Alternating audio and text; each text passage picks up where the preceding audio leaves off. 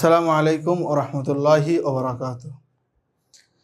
সকলকে স্বাগতম। আজকে আমরা ইলমুল ফারায়েজের যে বিষয়টি আলোচনা করব, আজকে হচ্ছে আমাদের দর্শ নং 9 নং দর্শে আমরা আলোচনা করতেছি আল মাওয়ানিউ লিল ইরসি, অর্থাৎ উত্তরাধিকারী সম্পত্তির বাধাসমূহ। এমন কিছু নিয়ম আছে, এমন কিছু কারণ, এই কারণগুলি যদি কোনো ব্যক্তির মাঝে পাওয়া যায় তখন ওই ব্যক্তি মৃত ব্যক্তি থেকে উত্তরাধিকারী সম্পদ পাওয়া থেকে সে বঞ্চিত হবে। এটা ছিল আজকে আমাদের আলোচনা। আমরা আল মাওয়ানিউ লিল ইরসি এর পরিচয় আমরা বলেছি। মাওয়ানিউল ইরস মানে কি? এমন কিছু নির্দিষ্ট বিষয়কে বোঝায় যে কারণগুলি ব্যক্তির মাঝে যদি পাওয়া যায় সে মিরাজ থেকে বঞ্চিত হয়। অর্থাৎ নির্দিষ্ট কিছু কারণ আছে, নির্দিষ্ট কিছু যুক্তি আছে, নির্দিষ্ট কিছু বিষয় আছে, যেই বিষয়গুলি যদি কোনো ব্যক্তির মাঝে পাওয়া যায় তখন ওই ব্যক্তি মৃত ব্যক্তি থেকে সম্পদ পাওয়া থেকে সে বঞ্চিত হবে। এটাই ছিল মূলত আমাদের কি আল মাওয়ানিউল ইরস। আর এই মাওয়ানিউল ইরসকে আমরা 4টি ভাগে ভাগ করেছি। তার মধ্যে প্রথমটা হচ্ছে আর রিকু, দ্বিতীয়টা হচ্ছে আল কতলু, তৃতীয়টা হচ্ছে ইখতিলাফুদ্দীনাইন, আর চতুর্থটা হচ্ছে ইখতিলাফুদ্দারাইন। আপনারা লক্ষ্য করেছেন যে এখানে দেওয়া আছে আর রিকু অর্থাৎ দাসত্ব। দাসত্বের কারণে কি হয় না, কোনো ব্যক্তির সম্পদ থেকে কি হয় না, সম্পদ পায় না। আর হচ্ছে কতলু, হত্যা, কাউকে যদি হত্যা করে। তারপর আছে ইখতিলাফুদ্দীনাইন অর্থাৎ ধর্মের ভিন্নতা, আর হচ্ছে ইখতিলাফুদ্দারাইন অর্থাৎ দেশের ভিন্নতা। এই 4টা জিনিস যদি কোনো ব্যক্তির মাঝে পাওয়া যায়, অথবা 4টার কোনো একটা জিনিস যদি কারোর ভিতরে পাওয়া যায়, কারোর মাঝে যদি থাকে, তখন ওই ব্যক্তি উত্তরাধিকারী সম্পদ থেকে কি হবে, মাহরুম হবে, অর্থাৎ বঞ্চিত হবে। প্রথমে বলেছি আমরা আর রিকু অর্থাৎ দাসত্ব। এটা কি? একজন দাস স্বাধীন ব্যক্তির ন্যায় কোনো সম্পদের মালিক হতে পারে না। অর্থাৎ একজন দাস সে যেই সম্পদের মালিক হয়, যেই সম্পদ সে কামাই করে, সব কিছুর মালিক হচ্ছে তার মনিব। কেন? দাস সে মালিক আরেকজনের অধীনে থাকে। এই কারণে দাস যা অর্জন করবে, দাস যা কামাই করবে, সব সে কি তার মনিবে তার মালিক হয়ে যাবে। এই কারণে তার অর্জিত সকল সম্পদ তার মনিবের হয়ে থাকে। এই জন্য সে মৃত ব্যক্তির উত্তরাধিকারী হতে বঞ্চিত হবে। অর্থাৎ মনে করেন একজন ব্যক্তি রহিম, তার বাবা হচ্ছে আব্দুর রহমান। এখন আব্দুর রহমান মারা গেছে, এমত অবস্থায় রহিম হচ্ছে অন্য ব্যক্তির দাস। তখন এই আব্দুর রহমান থেকে তার ছেলে রহিম যে নির্দিষ্ট সম্পদ পেত, এটা এখন আর সে পাবে না। কেন? এখন রহিম হচ্ছে সে অন্যের দাস। তাহলে তার ভিতরে কি আছে? আর রিকু আছে। তার ভিতরে রিকু অর্থাৎ দাসত্বের শৃঙ্খলা তার ভিতরে রয়ে গেছে। যে দাসত্বের যে শৃঙ্খলাবদ্ধ, এটা ওই রহিমের ভিতরে আছে। এই কারণে রহিম সে তার মৃত বাবার রেখে যাওয়া তারিকাতুল মাইয়িত সম্পদ থেকে সে কোনো ধরনের অংশ পাবে না। এটা হচ্ছে মাওয়ানিউল ইরসি, ওয়ারিস থেকে বাধা দানকারী একটা কারণ, যে রিকুনের কারণে, দাসত্বের কারণে মৃত ব্যক্তি থেকে তার ওয়ারিস সম্পদ পায় না। দ্বিতীয় কারণ হচ্ছে আল কতলু, অর্থাৎ যে আপনি সম্পদ পাওয়ার লোভে কাউকে হত্যা করে ফেললেন। যেমন ধরুন কোনো ব্যক্তি তার বাবাকে সম্পদ পাওয়ার লোভে হত্যা করে ফেলছে। কেন?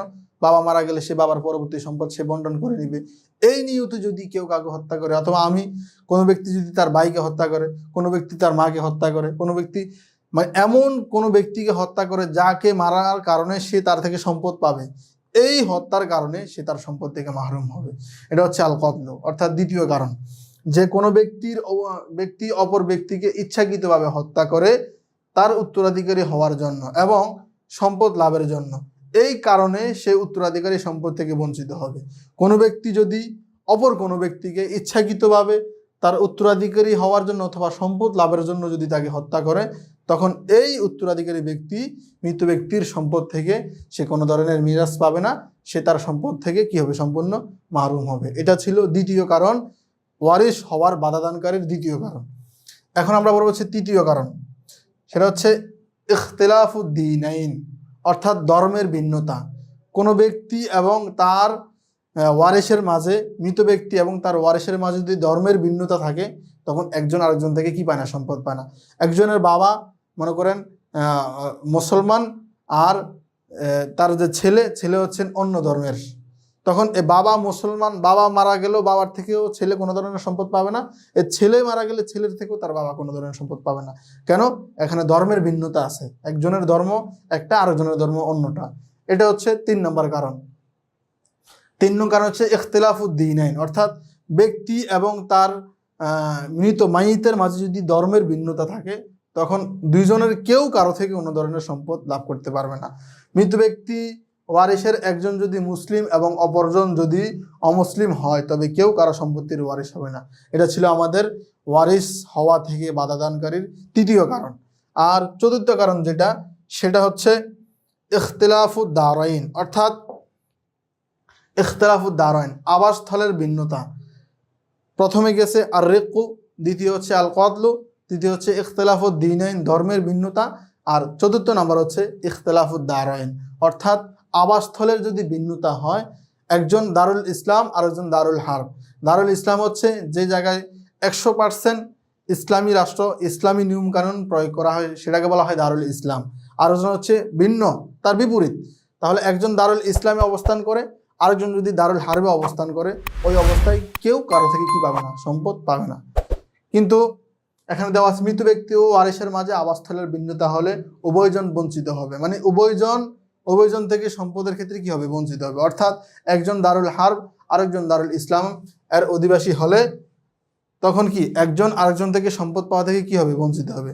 আর মুসলমানের ওয়ারিস হওয়ার ক্ষেত্রে রাষ্ট্র বা বাসস্থানের ভিন্নতা প্রযোজ্য নয়, যেটা আমরা বর্তমান বাংলাদেশে অথবা বর্তমান পৃথিবীতে হয় যে একজন মুসলমান তার ছেলে যদি গিয়ে আমেরিকায় স্থায়ী বাড়ি করে, সেও মুসলমান, তখন এই ক্ষেত্রে ওলামায়ে কেরামের বর্তমান মত হচ্ছে এই ক্ষেত্রে সে তার থেকে সম্পদ পাবে।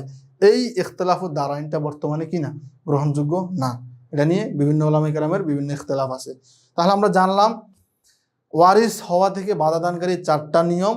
4টা যদি কোনো ব্যক্তির মাঝে পাওয়া যায়, তখন ওই ব্যক্তি মৃত ব্যক্তি থেকে তার নির্দিষ্ট অংশের অংশীদারি থেকে সে কি হবে? বঞ্চিত হবে।